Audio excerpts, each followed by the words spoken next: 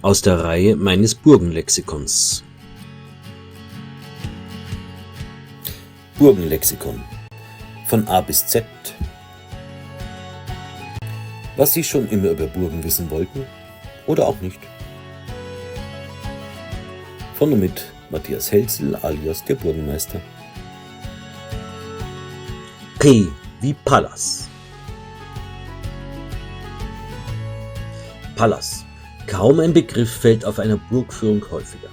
Jeder Besucher hat ihn schon einmal gehört, jeder Burgführer zeigt ihn und oft wird er gleichgesetzt bei dem Hauptwohngebäude der Burg. Doch was steckt wirklich hinter diesem Begriff? Seit wann kennen wir das Wort Palas und was unterscheidet ihn eigentlich von einem Saalbau oder Wohnbau? Und wie sehr haben uns romantische Vorstellungen des 19. Jahrhunderts bei der Wahrnehmung des Palas beeinflusst? Diesen Fragen gehen wir heute nach. Was ist ein Palas überhaupt?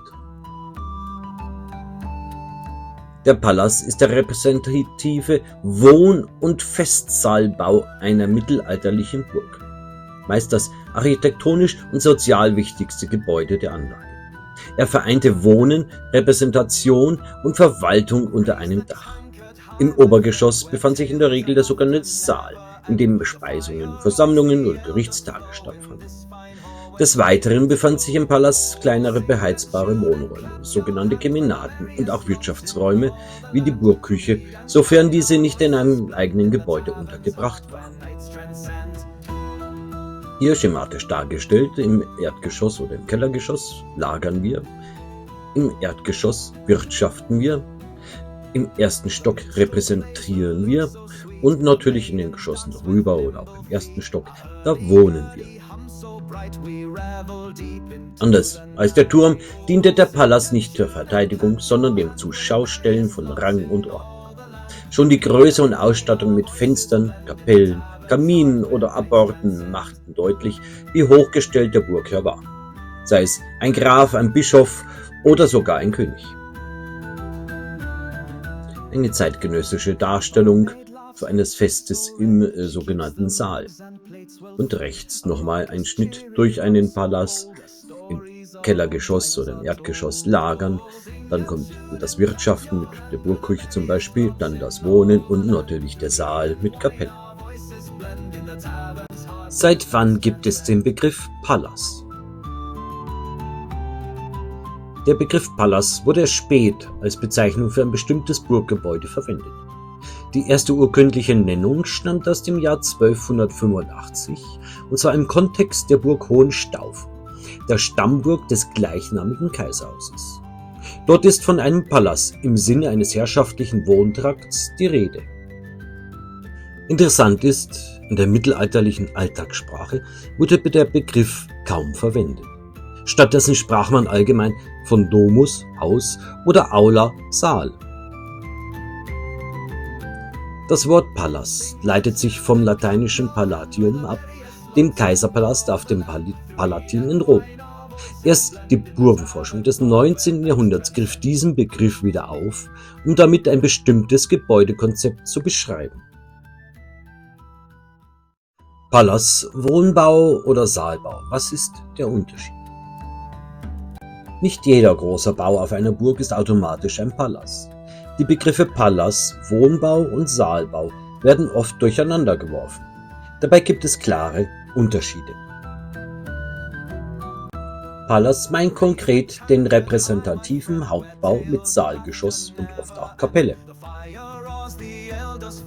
Wohnbau ist ein allgemeiner Begriff für jegliches Gebäude, in dem dauerhaft gewohnt wurde, also auch kleine Häuser für Burgmannen oder Dienstpersonal.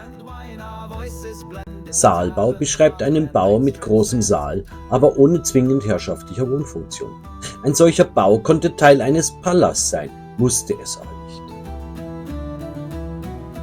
Hier noch einmal die Trennung. Links ein Saalbau, im Obergeschoss der Saal, rechts der Wohnbau zum reinen Wohnen und in der Mitte typisch der Bergfried. Und hier die Kombination, der Palas, zum Beispiel im Obergeschoss der Saal und im zweiten Obergeschoss die Wohnräume, im Erdgeschoss Wirtschaft. Der Palas in der Burgenromantik des 19. Jahrhunderts. Die Burgenbegeisterung des 19. Jahrhunderts, insbesondere die Romantik und der Historismus, trug erheblich zur Verklärung des Palas bei. Man stellte sich diese Gebäude oft als große, festliche Rittersäle vor, voll mit Tafelrunden, Minnegesang und prunkvollen Fenstern. Viele Zeichnungen, Malereien und sogar Rekonstruktionen aus dieser Zeit zeigen idealisierte Prachtbauten, die mit der baulichen Realität des Mittelalters wenig zu tun haben. Hier die Burgruine Stolzenfels am Rhein, auch schon eine Zeichnung des 19. Jahrhunderts. Und dann das Produkt des 19. Jahrhunderts der Burgenromantik, der Wiederaufbau des Schlosses Stolzenfels. Hier die Ruine der Burg Cochem an der Mosel. Und dann das Produkt des 19. Jahrhunderts, der Wiederaufbau der Burg Cochem an der Mosel. Gerade Ruinen wurden damals oft verromantisiert. Ein paar Fensterreste und ein Kaminsims genügten, um daraus in der Vorstellung einen riesigen Palast zu machen. Der Palas wurde zu einem Symbol des edlen Rittertums, auch wenn er oft deutlich schlichter war. Was sagt die moderne Burgenforschung? Die moderne Burgenforschung geht heute kritischer und quellenorientierter vor. Anhand von archäologischen Befunden, Urkunden, Bauuntersuchungen und Vergleichen versucht man, den Palas funktional zu verstehen. Also, wer nutzte ihn? Wozu diente er genau? Wie entwickelt er sich über die Jahrhunderte? Man erkennt heute, nicht jede Burg hatte überhaupt einen Palas. Oft bestand der Wohnbereich aus mehreren kleineren Gebäuden, die miteinander kombiniert waren. Der klassische Saalbau, Kapelle, Kamin, Abbord und Maßwerkfenstern blieb eher einer hochadligen oder königlichen Elite vorbehalten. Wer heute über eine Burgruine geht und einen vermeintlichen Palas betrachtet, tut gut daran, genau hinzuschauen. Was war hier wirklich? Und was glauben wir nur, weil es so schön klingt? Danke, dass Sie dabei waren. Ich hoffe, Sie konnten ein Stück Burgengeschichte, Burgenwissen mitnehmen. Ihr Matthias Helzel alias der Burgenmeister. Und nicht vergessen, abonnieren und liken ist kostenlos.